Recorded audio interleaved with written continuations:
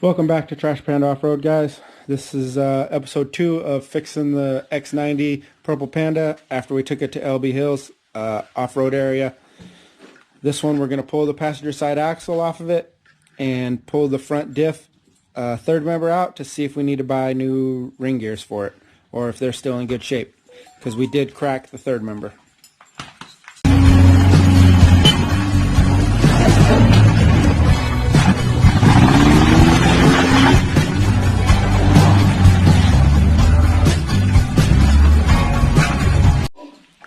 So we're going ahead to take off the hub, then we'll do the struts, maybe we'll undo this one, we'll lower it all down, we'll pop that axle out.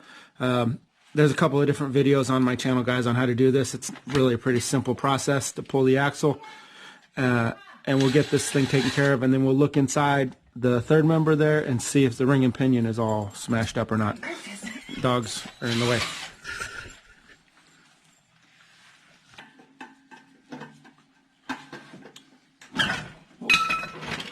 Holy mackerel. Yeah, that's definitely a broken axle.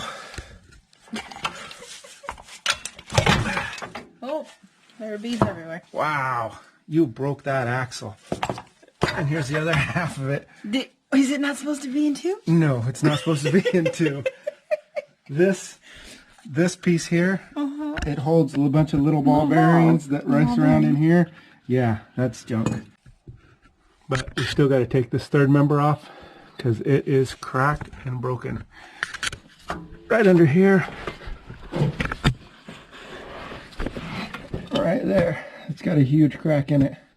It's still dripping. It's still dripping. So tomorrow we will pop the passenger axle out, unhook all of this stuff, the drive line, this bracket that holds it together, and we'll pull that third member out. Hopefully the ring and pinion are still good in it, and we'll just swap the casing over. I have other casings. We're starting to unhook the drive line, and then we'll be able to hopefully get that front out of there. I gotta look, and actually honestly I gotta watch one of my videos to be 100% sure how to get that out of there, because there's not a lot of room in there. And I know that I've pulled them out before, so I just got to figure out how I did it. But on the other side of that, this axle is also garbage. Let's see if you can get a better shot from the side. No. Anyways, this boot is all torn up on the driver's side, so we're going to go ahead and replace that also. I found that out because you have to pull this piece here out of the housing in order to let the ring and pinion come free. So I pulled that out, and actually before I pulled it out I noticed it. So went ahead and called O'Reilly's and ordered that part also. And so we're getting 2 new front axles, and I'm trying to source a front third member still. Just watched my video on how I swapped third members into the Trash Panda Geo Tracker, and what I ended up doing, because there's no room, and what I'm going to have to do here as well, is pull that whole front axle out. Those 3 bolts there are going to come out of there.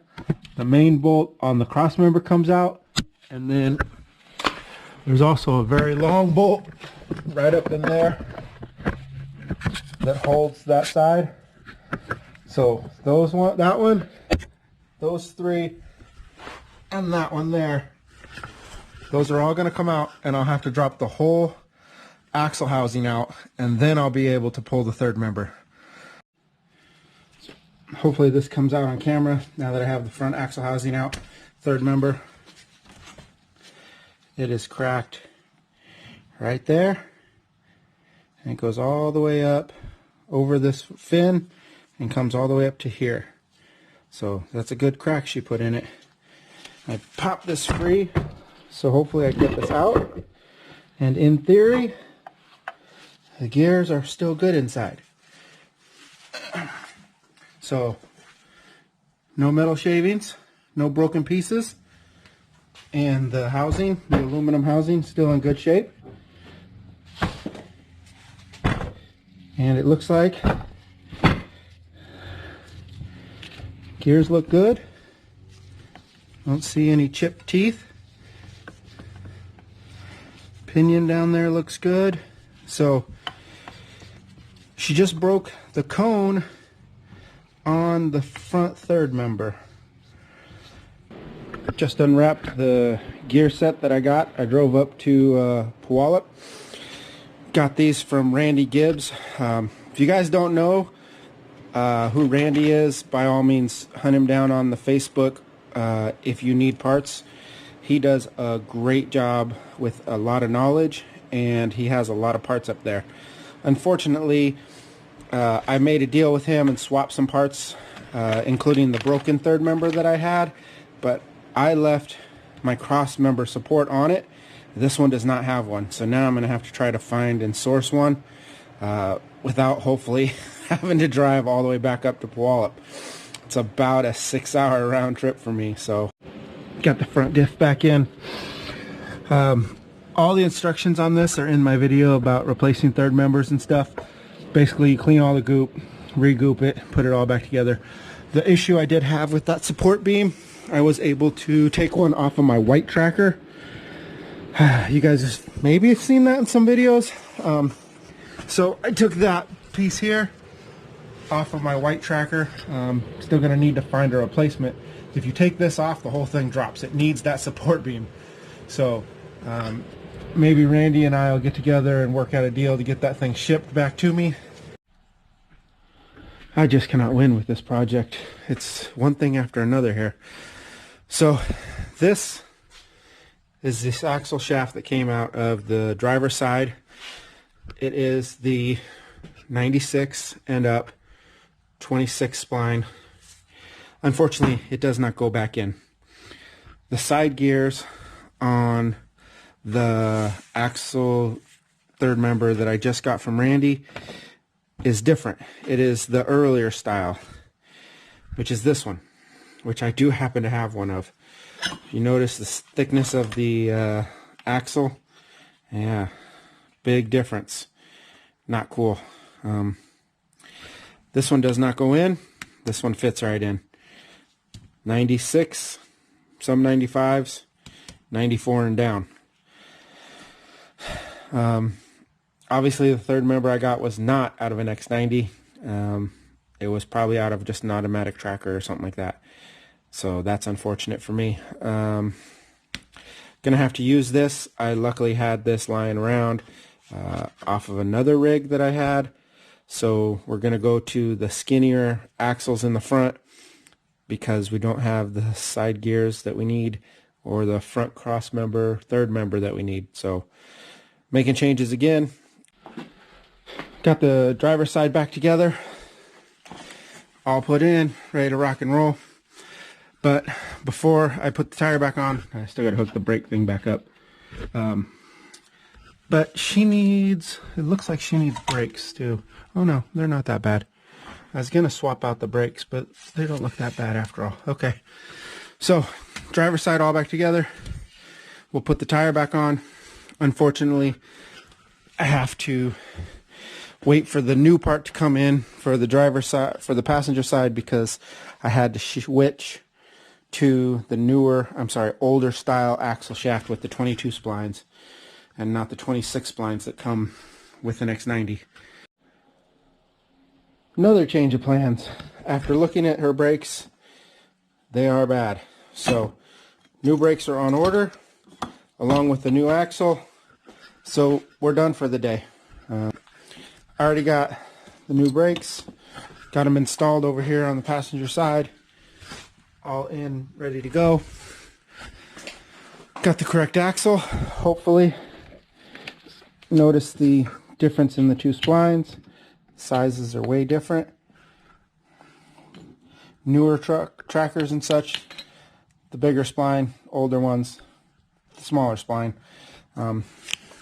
This side's universal. So we're gonna put this in here real quick, get this all mocked up, put it back together, do the brakes. Good thing I set this down in front. Can't forget, got to put my oil in there first.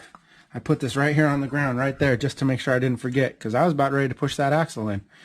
All right, gear oil, then the axle, then we will hook it all back up, then we put the brakes on, put the tires on, drive it out of here, do a burnout in the muddy yard.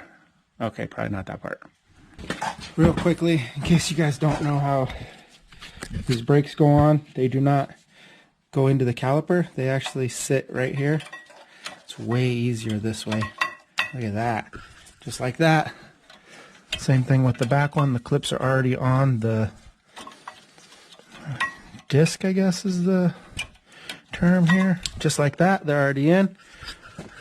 Now all you got to do is take a clamp or something, push this thing back, and stick it back on there. Tighten it down with these two bolts that go right here, into here, and you're ready to rock and roll. There she is, guys. Good as new.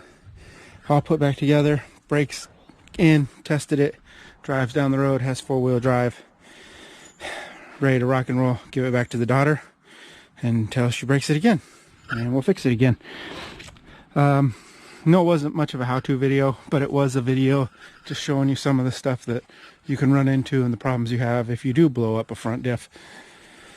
All in all, front diff got from Randy on a deal, swapped him some stuff, and then a couple of axles and the brakes, so about $300 into it to get it running and rocking and rolling again. So if you do blow things up, that's what it's going to take to get it all fixed back together.